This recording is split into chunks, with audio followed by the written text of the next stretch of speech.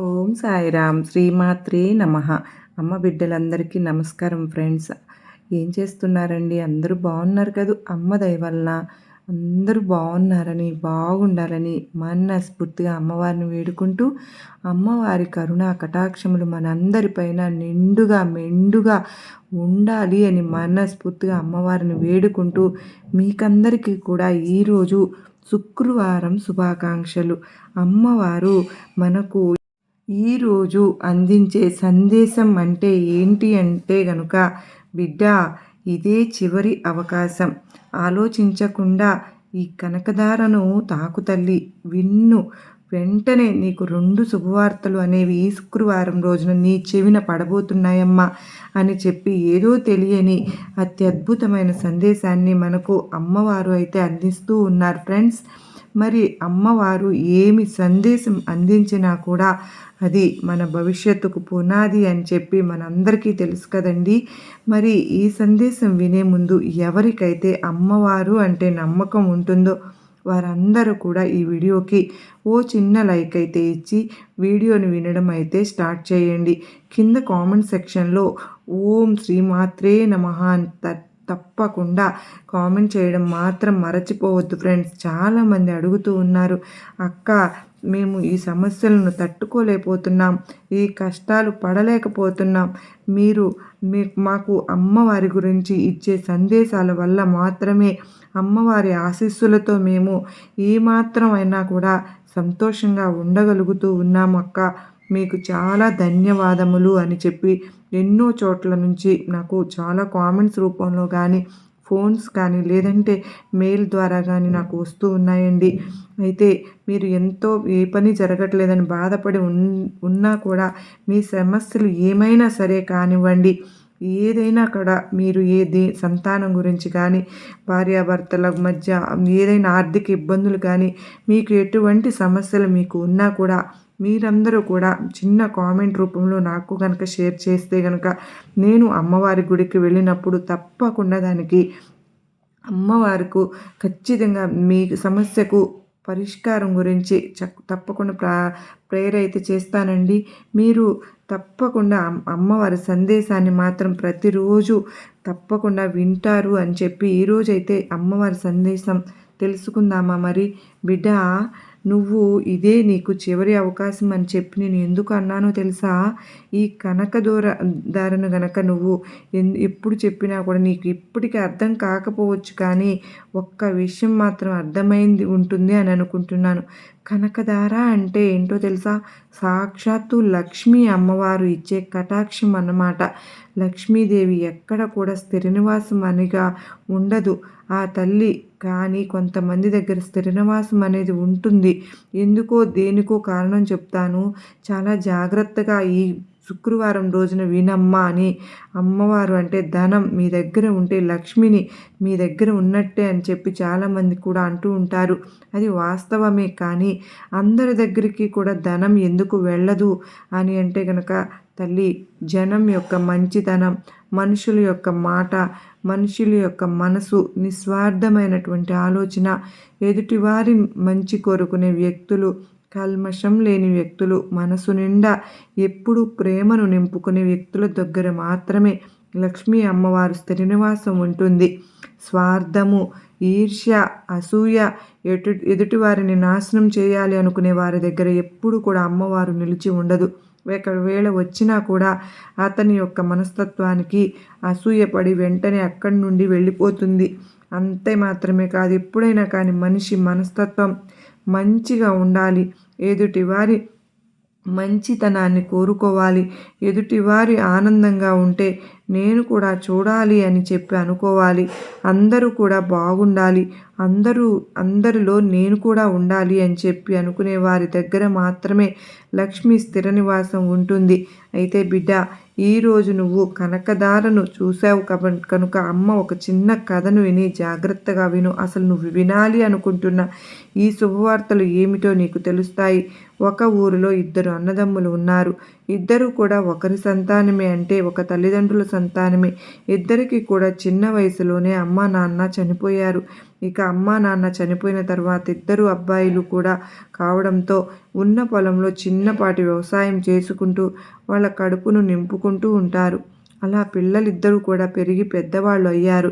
పెద్ద అబ్బాయికి 23 సంవత్సరాలు అయితే చిన్న అబ్బాయికి 20 సంవత్సరాలు. 23 సంవత్సరాలు వచ్చిన తరువాత వాళ్ళు వీళ్ళు పెళ్లి చేసుకో, నీకు పెళ్లి వీడు వచ్చింది అని చెప్తారు. అలా చెప్పిన తర్వాత ఊర్లో తెలిసిన వాళ్ళంటూ చాలామంది ఉంటారు కదా. ఆ తెలిసిన వాళ్ళందరూ కూడా కలిసి ఆ అబ్బాయి మంచితనానికి, ఆ అబ్బాయి యొక్క జాలి గుణానికి, ఆ అబ్బాయి యొక్క డబ్బును పొదుపు చేసుకునే తత్వానికి ఇలా చెప్తూ ఉంటారు. నాయనా, ఒకరు ఆ అబ్బాయి మంచివాడైతే పెళ్లి చేసుకుంటే అబ్బాయి చాలా మంచివాడు, నిన్ను జాగ్రత్తగా చూసుకుంటాడు తల్లి, ఏ చెడు అలవాటు లేనివాడు అని చెప్పి ఆ ఊర్లో ఉన్న వారందరూ కలిసి ఒక అమ్మాయిని ఇచ్చి పెళ్లి చేస్తారు. ఇక ఊర్లో అమ్మాయి పేరు, అందరి పేరు నిలబెట్టడానికి ఆ అమ్మాయిని ఆ అబ్బాయి చాలా చక్కగా చూసుకుంటూ పెద్ద అబ్బాయి ఉంటాడు. ఇక పెద్ద అబ్బాయి పెళ్లి చేసుకున్న తర్వాత వేరు కాపురం అనేది పెడతారు. వేరు కాపురం అయిన తర్వాత చిన్నవాడు ఒంటరి అయిపోతాడు.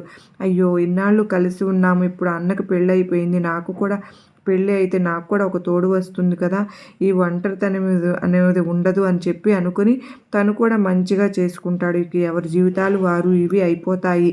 ఉన్న ఇంటినే చెరిసగం పంచుకుని ఇద్దరు కూడా ఉంటారు. ఇక ఇద్దరు కూడా ఆ ఇంట్లోనే చెరో ఒక పక్క ఉంటూ ఆనందంగా వారి యొక్క జీవితాలు అలా ముందుకు నడుస్తూ ఉంటాయి. ఒకరోజు పిల్లలు అంటే వారికి సంతానం కూడా కలుగుతుంది. పెద్ద అతనికి 2 అమ్మాయిలు పుడతారు. చిన్నతనికి ఏమో ఒకే ఒక అమ్మాయి, ఒక అబ్బాయి పుడతారు.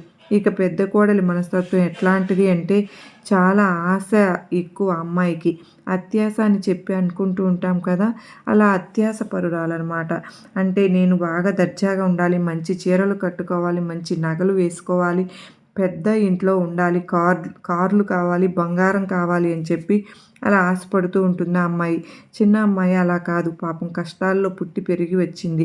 కష్టం విలువ, డబ్బు విలువ, మనుషుల యొక్క ఒక విలువ బాగా తెలిసిన అమ్మాయి. ఇంకా పిల్లలు కూడా మంచిగా ఒక 6-7 ఏళ్ళు వస్తూ ఉంటాయి.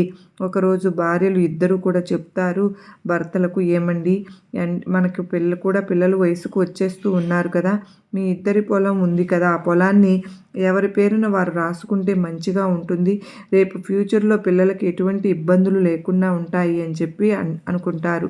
అనుకున్న తడవునే అన్నదమ్ములు ఇద్దరూ కూడా ఒక చోట కలిసి కూర్చుని మాట్లాడుకుని ఉన్న 10 ఎకరాల పొలాన్ని చెరిసగం కూడా ఉంటారు. ఉన్న ఇంటి స్థలాన్ని కూడా చెరిసగం పంచుకుంటారు. ఇక ఎవరిది వాళ్ళకి సపరేట్ అయిపోతుంది. ఇలా అయిపోయిన తర్వాత కొన్ని నెలలు అలా గడిచిపోతూ ఉంటాయి. కొన్ని నెలల తర్వాత పెద్ద కోడలు అంటే భార్య, కోడలు ఆవిడ పెద్ద అతని భార్య ఏమంటుంది అని అంటే గనక, ఇప్పుడు ఎవరి ఆస్తులు వారు పంచుకున్నాం కదండి, ఇప్పుడు మనకంటూ వాటా 5 ఎకరాలు వచ్చింది, మన ఇంటి స్థలం మనకు వచ్చేసింది కదా, ఇక మనల్ని అడిగేవాళ్ళు ఎవరూ లేరు, పిల్లలు కూడా పెద్దవాళ్ళు అవుతున్నారు, ఎన్నాళ్ళని చిన్న ఇంట్లో ఉంటాము, ఉన్నది ఒక్కటే జీవితం కదండి, ఈ జీవితాన్ని కూడా ఎంజాయ్ చేయలేకపోతే అది పిచ్చితనం అవుతుంది కనుక ఈ 5 ఎకరాల పొలంలో 1 ఎకరం పొలం అమ్మేసి మంచిగా మనం ఒక పెద్ద డాబాను కట్టుకుందామండి అని చెప్పి అడుగుతుంది భర్తని. అప్పుడు అతను ఏమంటాడు అని అంటే, ఏమైంది, ఈ ఇల్లు బాగానే ఉంది కదా, ఈ ఇంట్లో ఉంటే ఇప్పుడు నీకు వచ్చిన ఇబ్బంది ఏంటి, పిల్లలకు కూడా సరిపోతుంది కదా అంటే, కాదు కూడదు, కట్టాల్సిందే, ఇది నా కోరిక మీరు తీర్చరా ఏంటి అని చెప్పి ప్రతిరోజు ఏదో ఒక కారణం దగ్గర గొడవ పెట్టుకుని ఎప్పుడు గొడవ పడుతూ ఉంటుంది. ఇక ఇంట్లో పోరు ఇంతంత కాదయ్యా అంటే మంచిది కాదని చెప్పి చివరికి అతను కూడా సరే అని చెప్పి 1 ఎకరం పొలం అమ్మేస్తాడు. అప్పుడు అతని ఎకరం పొలం వచ్చేసి 15 లక్షలు అన్నమాట. 15 లక్షలను అమ్మి వారికి ఉన్న స్థలంలోనే మంచిగా ఒక 15 లక్షల్లో ఒక పెద్ద డాబానైతే కట్టుకుంటారు. డాబా వేసుకుంటే సరిపోదు కదా, మంచిగా గృహప్రవేశం కూడా చేసుకోవాలి. ఇక గృహప్రవేశానికి అందరినీ పిలవాలి అని చెప్పి ఆవిడ అనుకుంటుంది. ఎందుకంటే తన హోదాని, తన ఇంటిని అందరికీ చూపించాలి అని చెప్పి ఇక అనుకున్నదే తడవుగా అందరినీ పిలుస్తూ ఉంటుంది. అందరితో పాటు తోడుకోడలను కూడా పిలుస్తుంది. పిలిచినప్పుడు తోడుకోడలు గృహప్రవేశానికి వస్తుంది. ఆ రోజు ఏమంటుంది అనంటే, చూసావా నా ఇల్లు ఎంత చక్కగా ఉందో, నా దర్జాకి తగ్గట్టుగా ఉంది, నా హోదాకు తగ్గట్టుగా ఉంది అని చెప్పి చెప్పుకుంటుంది. అయ్యో అక్క, ఇల్లు చాలా బాగుంది, నువ్వు చాలా సంతోషంగా ఉన్నావు కదా, మీరు ఆనందంగా ఉంటే మాకు ఇంకేం కావాలి అని చెప్పి చిన్న కోడలు అంటుంది. అలా అయిపోతుంది. అలా 2 ఏళ్ళు, 3 ఏళ్ళు, 4 ఏళ్ళు కూడా గడుస్తుంది. 4 ఏళ్ల తర్వాత మళ్ళీ ఆ పెద్ద కోడలికి ఒక ఆలోచన వస్తుంది. ఏమని అంటే, ఇంత ఇల్లు ఉంది కదా, అందరూ నా స్నేహితులకి కార్లు ఉన్నాయి, మనం కూడా కారు కొనుక్కుందాము అనే ఆలోచన వస్తుంది. ఇక దాని గురించి ఆలోచన, ఆవిడకి ఏదైనా వస్తే చాలు దాన్ని తను వదిలిపెట్టదనమాట ఇంకా. ఇక అదే ఆలోచన కారులో వెళ్తున్నట్లుగా, వస్తున్నట్లుగా ఇంటి ముందు ఏ రంగు కారు బావుంటుందని చెప్పి ఆలోచించడం అయితే మొదలు పెడుతూ ఉంటుంది. ఇక మొదలు పెట్టడమే కాదు, భర్తను అడగడం కూడా మొదలుపెట్టింది. ఇక భర్త దగ్గర ఒకటే పోరు. ప్రతిరోజు కూడా కారు గురించి చెప్పడమే. ఇంకొక ఎకరం అమ్మేసి కారు కొనండి అని చెప్పి అంటుంది. అదేంటి, నేను వ్యవసాయం చేసుకునే అతన్ని కారు మెయింటైన్ చేసే అంత స్తోమత మనకు ఉంటుందా చెప్పు? ఈ కార్లు కొని, ఈ బంగ్లాలు కట్టుకొని, ఈ డబ్బులంతా ఎందుకు వృధా చేస్తున్నావు? నువ్వు ఇలా అంటే కాదండి, లేదండి, కొనాల్సిందేనండి అది అని చెప్పి ఆవిడ అంటుంది. ఇక అతని పోరు అంటే ఆవిడ టార్చర్ ఇంట్లో భరించలేక అతను ఈసారి పొలాన్ని 10 లక్షలకు అమ్ముతాడు. ఎందుకంటే ఒక 4, 5 ఏళ్ళు అయ్యేసరికి ఆ టైంలో సీజన్ కొంచెం అన్‌సీజన్ అవ్వడం వల్ల తో రేట్లు కూడా బాగా తక్కువగా ఉంటాయి. ఆ తక్కువలోనే ఈవిడ పోరనేది తట్టుకోలేక అమ్మేస్తాడు. అమ్మేసేసి రెడ్ కలర్ కారు అనేది కొనుక్కుంటారు. ఇక ఆ కారుని చూసుకుని, ఇంటి ముందు దాన్ని చూసుకుని, చిన్నదానికి పెద్దదానికి కారులో వెళ్ళి తను ఈ విధంగా ఎంజాయ్ చేస్తూ ఉంటుంది. ఇక చిన్న కొడుకు, కోడలు విషయానికి వస్తే గనుక ఉన్న ఇంట్లోనే, ఆ చిన్న ఇంట్లోనే పిల్లల్ని జాగ్రత్తగా చూసుకుంటూ, చక్కగా చదివించుకుంటూ, పొలాన్ని కదల్చకుండా వ్యవసాయం చేసుకుంటూ వారు ఆనందంగా ఉంటూ ఉంటారు. ఇక ఈవిడ పెద్ద కోడలు విషయానికి వస్తే మళ్ళీ ఆవిడకి ఇంటి మీద ఇంకొక ఇల్లు వేయాలి అని చెప్పి ఆలోచన వస్తుంది. మళ్ళీ ఎకరం పొలం అమ్మమని అదే గొడవ. ఇంక ఇంట్లో గొడవ పెట్టుకుంటుంది. మళ్ళీ ఈసారి 13 లక్షలకు పొలం అమ్మేస్తాడు. పొలం అమ్మి ఇంటి మీద ఇల్లు వేసుకుంటారు. తరువాత 4 ఏళ్ళు గడుస్తుంది. 4 ఏళ్ళ తర్వాత మళ్ళీ అతనికి ఆవిడ బంగారం కావాలి అనిపిస్తుంది. చేసేదేమో చిన్న వ్యాపారం, పెద్ద ఇల్లు, ఇంట్లో ఖర్చులు. వ్యాపారం కాదు, వ్యవసాయం చేస్తాడు కదా, ఇంట్లో ఖర్చులు, ఉన్న పొలంతో పాటు కొంచెం కౌలుకు కూడా తీసుకుంటాడు. ఆ కౌలు డబ్బులు అప్పుడప్పుడు పంట పొలాల్లో నష్టాలు వస్తూ ఉంటాయి. అన్నింటిని కూడా తను తట్టుకుని చేసుకుంటూ అతని దగ్గర ఉన్న ఇంకో ఎకరం పొలం కూడా అమ్మేస్తాడు. ఇలా 5 ఎకరాలు కూడా అయిపోతుంది. కానీ చిన్న కొడుకు దగ్గర పొలం అంతే ఉంటుంది. ఏ మాత్రము కూడా ఆ పొలం అనేది అమ్మాలి అనే ఆలోచన కూడా అతనికి ఉండదు. ఇక దగ్గరగా ఒక 12, 13 సంవత్సరాలు గడిచిపోతాయి. గడిచిపోయిన తర్వాత వారి ఊర్లో పొలాలన్నింటినీ కూడా ఫ్లాట్లు వేయడం మొదలు పెడతారు. వేరే ఊరు నుంచి అక్కడ అపార్ట్మెంట్లు కట్టాలి అని చెప్పి, మీ పొలం కావాలి, మీ పొలం కావాలి అని చెప్పి ఊర్లో వాళ్ళందరికీ కూడా అడగడం మొదలు పెడతారు. ఇక చివరికి వారు వీరింటి దాకా వచ్చేస్తారు. చిన్న కొడుకు ఇంటి దగ్గరికి వచ్చి, మేము అక్కడ అపార్ట్మెంట్లో ఒక పెద్ద కమ్యూనిటీ లాగా కట్టాలి అనుకుంటున్నాము. మీ 5 ఎకరాల పొలం మాకు కావాలి. ఎందుకంటే అలా కమ్యూనిటీ లాగా కట్టి అక్కడే షాపింగ్ మాల్స్ పెట్టి స్విమ్మింగ్ పూల్ ఏర్పాటు చేసి మేము వాటిని బిల్డింగ్స్ని సేల్ చేస్తాము అని చెప్పి అనుకుంటున్నాము అని చెప్పి కొంతమంది కాంట్రాక్టర్లు వస్తారు. మీకు ఎంత ధనం కావాలి అని చెప్పి అడిగినా కూడా మేము ఇస్తాము. ఎకరం వచ్చేసి 2 కోట్లు కనుక మేము కొంటాము అని చెప్పి అంటారు. ఇక వారికి చాలా సంతోషం అనిపిస్తుంది. ఎందుకంటే 5 ఎకరాల పొలం ఒక్కొక్కరికి 2 కోట్లు అమ్మినా కూడా దగ్గర 10 కోట్ల దాకా వచ్చేస్తుంది కదా. చిన్న కొడుకులు ఇద్దరు కూడా ఒకే మాట మీద ఉంటారు. ఏ నిర్ణయం తీసుకున్నా కూడా భార్యాభర్తలు ఇద్దరు కూడా కలిసే తీసుకుంటారు. భార్యే కదా అని చెప్పి చిన్న చూపుగా అతను ఎప్పుడు కూడా చూడలేదు. భార్య మాటలకు, భార్య ఆలోచనలకు మంచిగా అతను విలువ ఇస్తూ ఉంటాడు. అప్పుడు భార్య భర్తతో ఏం చెప్తుంది అంటే, ఏమండి, మనం పొలం అమ్ముదామండి, అంటే ఇప్పుడు వచ్చిన అవకాశం మళ్ళీ భవిష్యత్తులో రాకపోవచ్చు కదా, మనకు కూడా కొన్ని ఖర్చులు అనేవి ఉన్నాయి కనుక మనం మొత్తం అయితే వాళ్ళకి ఇవ్వవద్దు. 2 ఎకరాల పొలం అమ్ముదాము, 3 ఎకరాలు ఉంచుకుందాం. నా ఆలోచన ఇది అంటే కనుక, ఎలాగో వాళ్ళు కట్టాలి అని చెప్పి అనుకుంటున్నారు కనుక, అంతేకాకుండా మన పొలం చుట్టూ ఉన్న పొలాలను కూడా వాళ్ళు ఆల్రెడీ కొనేసుకున్నారు. నాకు ఆ పొలం తాలూకు వాళ్ళు నాతో చెప్పారు కనుక ఆ రోడ్డు పక్కన పొలం అనేది మనం ఉంచుకుని, కొంచెం లోపలి వైపు ఉన్న ఆ 2 ఎకరాలు పొలం మనం అమ్ముదామండి. ఇక ఎటు అక్కడ కమ్యూనిటీ అనేది బిల్డింగు అయితే కనుక వేరే కమ్యూనిటీ కట్టడానికి ఇంకొకరు బిల్డర్స్ కూడా వస్తూ ఉంటారు. ఈ 3 ఎకరాల పొలం ఇప్పుడున్న 2,00,00,000 కంటే ఇంకా ముందు ఉంచుకుంటే ఈసారి 5,00,00,000 వరకు కూడా పలకవచ్చు కనుక 2 ఎకరాలు మాత్రం ఇప్పుడు ఇద్దాము. ఎందుకంటే అవకాశం వచ్చినప్పుడు వదులుకోకూడదు కదండీ అని చెప్పి చెప్తుంది. ఇక మా అబ్బాయి కూడా ఆలోచించుకొని సరైన ఆలోచనే. ఎందుకంటే ఈ ఒక అపార్ట్మెంట్, ఒక కమ్యూనిటీ కట్టేటప్పుడు దాని పక్కన మళ్ళీ ఇంకా వేరేవి పడుతూనే ఉంటాయి కనుక 2 ఎకరాలు ఇచ్చుకొని 3 ఎకరాలు ఉంచుకుంటే ఇంకా రేట్లు వచ్చే అవకాశం ఉంది అని చెప్పి అనుకుని తెలివిగా 2 ఎకరాలు ఇస్తారనమాట. ఆ 2 ఎకరాలకి 4,00,00,000 డబ్బులు అనేవి వచ్చేస్తాయి. ఇక మిగతా 3 ఎకరాలు అనేవి ఉంచుకుంటారు కదా! ఆ 4,00,00,000 డబ్బులు ₹1,00,00,000 వాళ్ళ ఖర్చులకు వాడుకుంటారు. ఇక్కడ ఖర్చులు అంటే గనక ఒక పెద్ద 2 స్టేర్ల బిల్డింగ్ వేసుకుంటారు. ఒక పెద్ద కారు కొనుక్కుంటారు. పిల్లలకు మంచి స్కూళ్ళలో జాయిన్ చేసుకుంటారు. ఇక వారికి ఒక ₹1,00,00,000 ఖర్చవుతుంది. మిగతా 3,00,00,000 పెట్టి మళ్ళీ ఒకసారే ఒక వేరే చోట అంటే ఎక్కువలో స్థలం వస్తుంది. వేరే చోట తక్కువలో ఉన్న స్థలాన్ని 3,00,00,000 పెట్టి కొంటారనమాట. ఈ విధంగా వాళ్ళు మంచిగా ఒక ప్లాన్ తోటి, ఒక అండర్‌స్టాండింగ్ తోటి వెళ్తూ ఉంటారు. ఇక ఈ పెద్ద కొడుకు, కోడలు ఉన్నారు కదా! వాళ్ళు ఏంటి అంటే గనక ఎక్కడ ఉన్న వాళ్ళు అక్కడే ఉంటారు. వీళ్ళకి చేతిలో పొలం ఉండటాన డబ్బులు వచ్చాయి. అయ్యో! అమ్మేసాం కదా! మా పొలం అంటే ఉంటే ఈ రోజున మాకు కూడా డబ్బులు వచ్చేది. అనవసరంగా చిన్న చిన్న ఆశలకు పోయి వెనకటి నుంచి వస్తున్న పొలాన్ని అమ్మేసుకుని ఈరోజు ఇబ్బంది పడుతున్నాము. చేతులు చిల్లిగవ్వలేదు. పొలం లేదు. ఈ ఉన్న కారుని మెయింటైన్ చేయలేకపోతున్నాం. పెట్రోల్‌కే ఎక్కడెక్కడ డబ్బులన్నీ అయిపోతున్నాయి. కారు రిపేరింగ్స్‌కి చాలా ఖర్చు అవుతుందని చెప్పి ఉన్న కారును కూడా అమ్మేసుకుంటారనమాట. ఇక పిల్లలకు పెళ్ళిడు కూడా వస్తుంది. పెళ్ళిడు వచ్చిన తర్వాత అతను వేరే చోట 3,00,00,000 పెట్టి కొన్నాడు కదా! ఇంకా బాగా ఈళ్ళకి చిన్నాళ్ళకి ఈ 3 ఎకరాల పొలం వచ్చి ఒక్కొక్క ఎకరం 5,00,00,000కు అడుగుతారనమాట. ఇక వాళ్ళ లెవెలే మారిపోతుంది. అయితే ఇక్కడితో కథ ముగుస్తుంది. కానీ ఈ తల్లి ఈ కథ ద్వారా అమ్మవారు మీకు చెప్పాలనుకున్నది ఏంటి అంటే మనకు అవకాశం అనేది ఒక్కసారి వస్తుంది. ఆ అవకాశం వచ్చినప్పుడు మనం ఉపయోగించుకోవాలి బిడ్డ.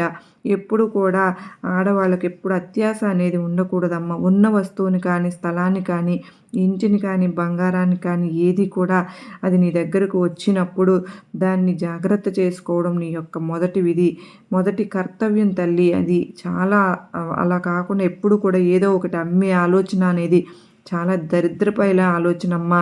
కనుక నీకు వెనుకటి నుంచి వచ్చిన ఆస్తులు ఏమైనా ఉంటే గనక వాటిని అమ్మాలి అని మాత్రం నువ్వు చూడవద్దు. అది అమ్మవద్దు. కానీ అది అవకాశం అనేది ఇలా ఎక్కువ తక్కువ ధనం ఆశ చూపించి అడుగుతారు చూసావా? అటువంటి సమయంలో అడగాలి బిడ్డ. నువ్వు ఈ కనకదారం విన్నావు కనుక తల్లి ఈ కనకదారం తాకినప్పుడే లక్ష్మీదేవిని తాకినప్పుడు నీ అదృష్టం అనేది నీకు రెట్టింపు అయింది. నీకు ఇస్తున్న 2 శుభవార్తలు ఏంటి అంటే కనుక ఎప్పటి నుంచో నువ్వు ఎదురు చూస్తున్నావు. కలలో కూడా దీని గురించి ఊహించి కూడా ఉండవు. వీరి జీవితాలలో జరుగుతూ ఉంటే అయ్యో నాకు కూడా ఇలా జరిగితే బాగుండును అని చెప్పి అనుకుంటూ ఉన్నావు కదా! అయితే ఆ అదృష్టం అనేది ఈ శుక్రవారం రోజు ఇప్పుడు నీ జీవితంలో జరగబోతుందమ్మా. నీ వెనుకటి ఆస్తిని ఒక పెద్ద రేటు అనేది రాబోతుంది. ఇప్పుడే మేలుకొని నలుగురిని సంప్రదించి ఆ యొక్క విలువకే నువ్వు అమ్ముకుంటే గనక నీ జీవితం అనేది ఒక మంచి స్థాయిలో సెటిల్ అవుతుంది అని చెప్పి గుర్తుంచుకో. ఇక రెండవ శుభవార్త ఏంటి అంటే గనక దాన్ని అమ్ముకున్న తరువాత ఆ ధనాన్ని నువ్వు దుర్వినియోగపరుచుకోకుండా సద్వినియోగపరుచుకుంటే గనక అంతకు అంత ధనం అనేది నీకు ఇప్పుడు ఎంత ధనానికైతే అమ్మావో అంతకి అంత ఆస్తులు కొనుక్కునే అదృష్టం అనేది కూడా నీకు నీ యొక్క విధిలో రాసి ఉంది. ఈ 2 శుభవార్తలను కనుక నువ్వు ఉపయోగించుకోగలిగితే నీ జీవితం అనేదే మారిపోతుంది బిడ్డ. అప్పటికప్పుడు కనుక నీ చేతిలో ధనం నిలకడగా లేకపోతే ప్రతిరోజు కూడా స్నానం చేసిన తరువాత నేను చెప్పే ఈ మంత్రాన్ని 21 సార్లు చదువుకో. ఓం బృహస్పతే నమః, ఓం బృహస్పతే నమః. ఈ మంత్రం 21 సార్లు కనుక చదువుకొని నువ్వు ఏ పని మీద అయినా సరే వెళ్తూ ఉన్నప్పుడు కనుక దీన్ని చదువుకున్నట్లయితే ఆ పని అనేది ఖచ్చితంగా నీ జీవితంలో 100కి 100% సక్సెస్ అవుతుంది అని చెప్పి నువ్వు గుర్తుంచుకో అని ఇక నీ జీవితంలో శుభగడియలు అనేవి ఆరంభమయ్యాయి తల్లి. ఇప్పటి వరకు నువ్వు ఉన్న కష్టాలన్నింటికీ కూడా నువ్వు సెలవు చెప్పేసి నీ జీవితంలోకి రాబోయే అదృష్టానికి ఆహ్వానమైతే పలుకు బిడ్డ. పలుకు బిడ్డ, నీకు అంతా మంచే జరుగుతుంది. అంతా నీకు శుభమే జరుగుతుందమ్మా అని చెప్పి ఈరోజైతే అమ్మవారు మనకు చాలా చక్కటి సందేశాన్ని అత్యద్భుతంగా అందించారు కదా ఫ్రెండ్స్. ఈ సందేశంలో ఎంతో గొప్ప ఆంతర్యం ఉంది కదూ. ఈ సందేశం మీ అందరికీ కూడా నమ్మకాన్ని, ధైర్యాన్ని కలిగించింది అని అనుకుంటున్నాను. నచ్చినట్లయితే మీరందరూ కూడా చూసి వెళ్ళే వాళ్ళందరూ కూడా తప్పకుండా ఒక చిన్న లైక్ అయితే ఇవ్వండి. మొదటిసారి కనుక అమ్మవారి ఈ ఛానల్ను అమ్మ సన్నిధిలోకి వచ్చినట్లయితే గనక తప్పకుండా మన ఛానల్కు కింద రెడ్ కలర్లలో బ్లాక్ కలర్లో కానీ సబ్స్క్రైబ్ అనే బటన్ ఉంటుంది. దాన్ని ప్రెస్ చేసి పక్కనే ఆల్ సింబల్ అని బెల్ని యాక్టివేట్ చేసుకుంటే ప్రతిరోజు అమ్మవారి సందేశాలు అనేవి మీకు నోటిఫికేషన్ రూపంలో వస్తాయండి. తప్పకుండా కింద కామెంట్ అయితే చేయడం మర్చిపోవద్దు. మరలా రేపు అమ్మవారి సందేశంతో మరలా మీ ముందుంటాను. అంతవరకు అందరూ బాగుండాలి, అందులో నేనుండాలని కోరుకుంటూ ఉన్నాను. సర్వే జనా సుఖినో భవంతు.